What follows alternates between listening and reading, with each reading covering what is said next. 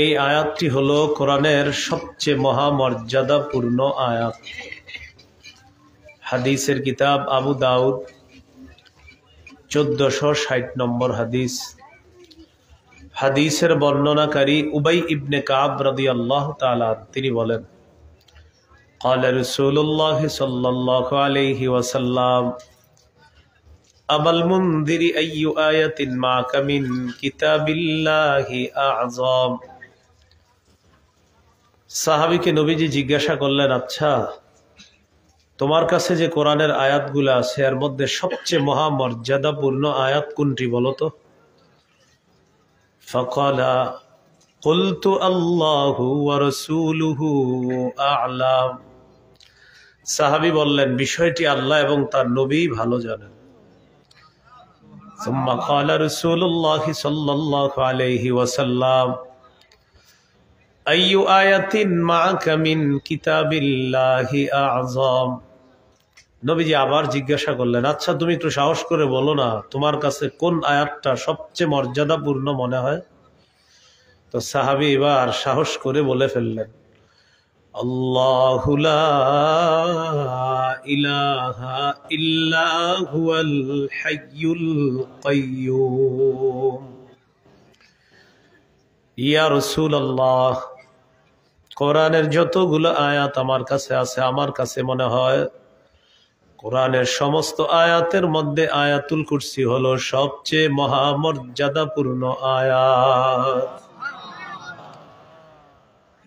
فضرب رسول الله صلى الله عليه وسلم في صدري ثم قال ليهن لك أبا المنذر العلم। নবীজি আমার বুক চাপড়ে দিলেন, আমাকে শাবাশ দিলেন, শাবাশ শাবাশ, তুমি সঠিক কথা বলছো।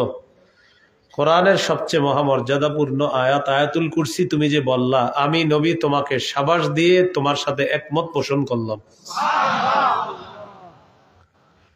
হাদিসের শেষে নবী বলেন, লিয়াহনি লাকা আবাল মুনদিরু আল ইলম।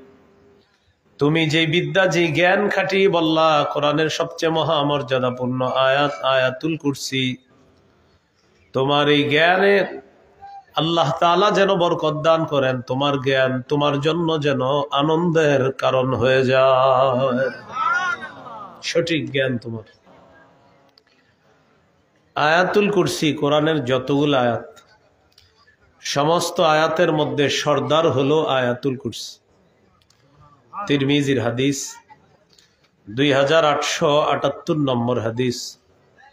এই হাদিসের বর্ণনাকারী আবু হুরায়রা রাদিয়াল্লাহু তাআলা عن أبي هريرة رضي الله تعالى عنه قال قال رسول الله صلى الله عليه وسلم لكل شيء سنام وإن سنام القرآن سورة البقرة فيها آية هي سيدة آي القرآن।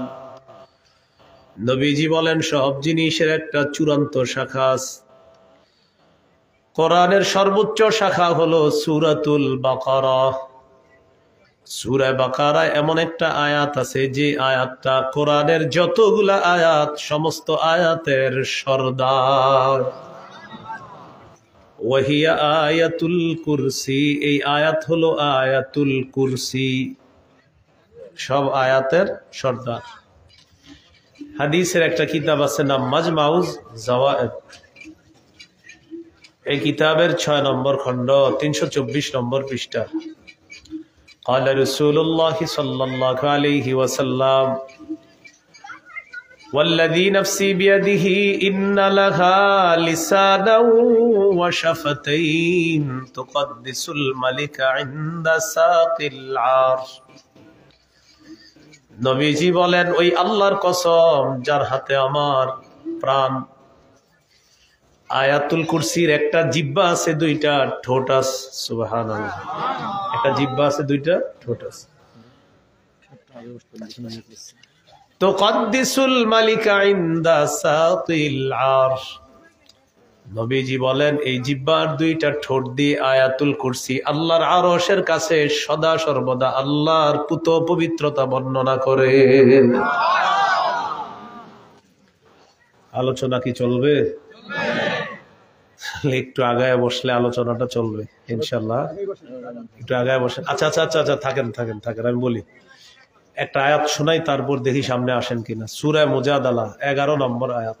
আল্লাহ বলেন, ইয়া আইয়ুহাল্লাযীনা আমানু ইযা ক্বিলা লাকুম তাফাসসাহু ফিল মাজালিস ফাফসাহু ইয়াফসাহিল্লাহু লাকুম।